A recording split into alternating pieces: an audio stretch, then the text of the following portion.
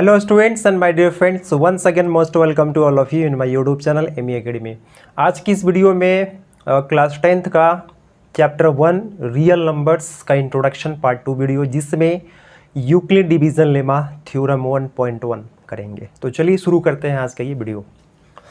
सबसे पहले यहाँ पे देखते हैं यूक्लिड डिवीजन लेमा है क्या। तो स्टूडेंट्स, नाम से ही क्लियर लग रहा है कि यहाँ पे यूक्लिड द्वारा दिया गया एक तरह का थ्योरम है यहाँ पे, और डिवीज़न हम लोग बनाते आ रहे हैं।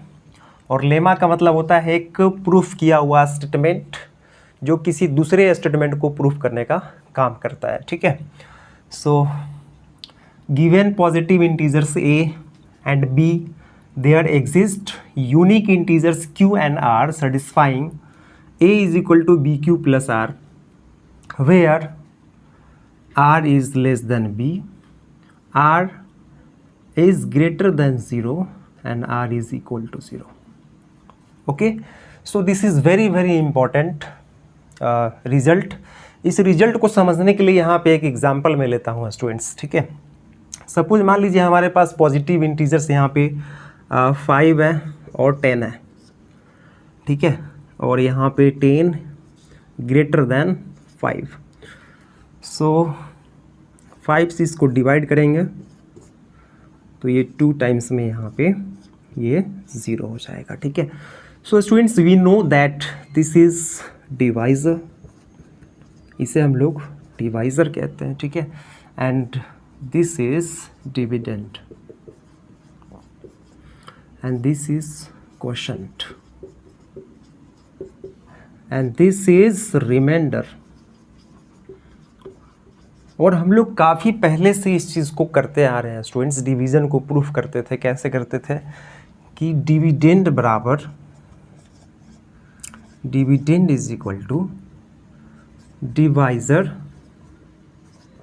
मल्टीप्लाई क्वोशंट और प्लस रिमाइंडर। ठीक है। तो ये स्टूडेंट्स पहले से हम लोगों ने इसको यूज़ किया है। ठीक है। तो यहाँ पे जस्ट सेटअप कर देना स्टूडेंट। डिवाइजर को अगर यहाँ पे ए मान लिया जाए, ठीक है, और डिविडेंड को यहाँ पे ए मान लिया जाए और डिवाइजर को बी मान लिया जाए और क्वोशंट क्यू और आर रिमाइंडर, तो देखिए स्टूडेंट्स यहाँ पे रिजल्ट तैयार है।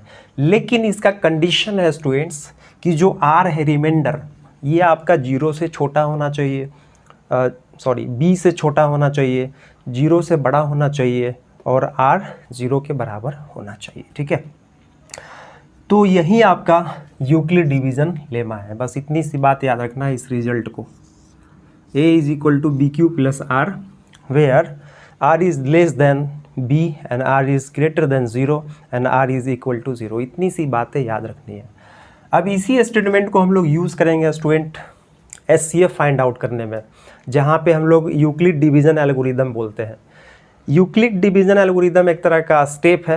एल्गोरिदम का मतलब क्या होता है? एक तरह सीरीज ऑफ स्टेप्स, मेथड्स, जिसमें हम लोग प्रोसेस करेंगे SCF फाइंड आउट करने के लिए। तो ये काफ़ी इंपॉर्टेंट रिजल्ट है। इसमें अगर 3 चीज़ें दी हुई है तो हम लोग 4th फाइंड आउट कर सकते हैं। काफ़ी ज़्यादा इंपॉर्टेंट है, पहले भी हम लोग यूज़ करते आ रहे हैं। बस यहाँ पर इस कंडीशन को याद रखना है। इसीलिए स्टेटमेंट में कहा गया है कि 2 पॉजिटिव इंटीजर्स हैं जहाँ पे Q और R एक यूनिक इंटीजर्स है और इसको कंडीशन को सेटिस्फाई कर रहा है। ठीक है। सो अब यहाँ पे देखते हैं यूक्लिड डिवीजन एल्गोरिदम क्या होती है।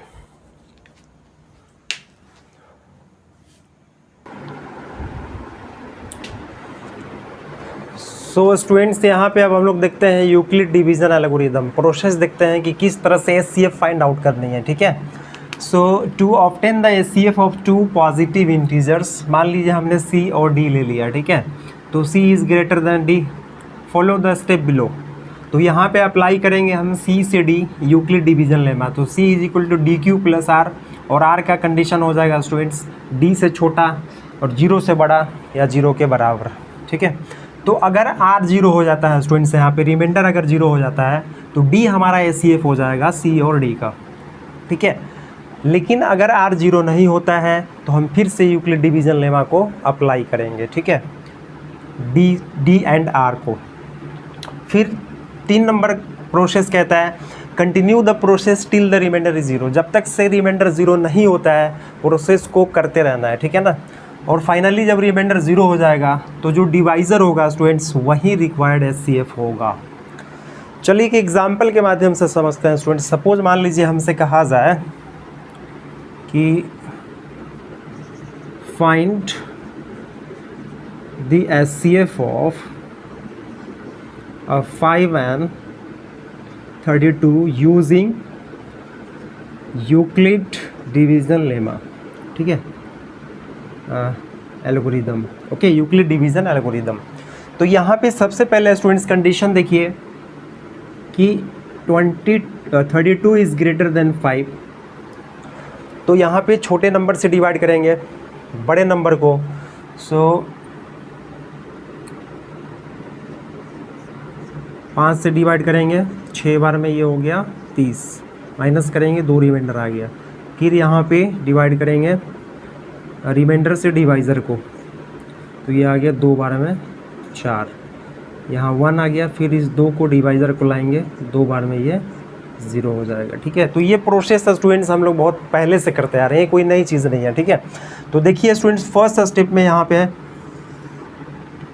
स्टेप नंबर 1 में हमने यहाँ पे किया 32 is equal to, okay, D Q, यानी कि डी हमारे पास कितना है 5 है, और कोसेंट कितना आया 6 आया, और प्लस रिमाइंडर कितना आया स्टूडेंट्स 2 आया। फिर से अप्लाई कर देंगे यहाँ पे स्टूडेंट्स, ठीक है, डी एंड आर।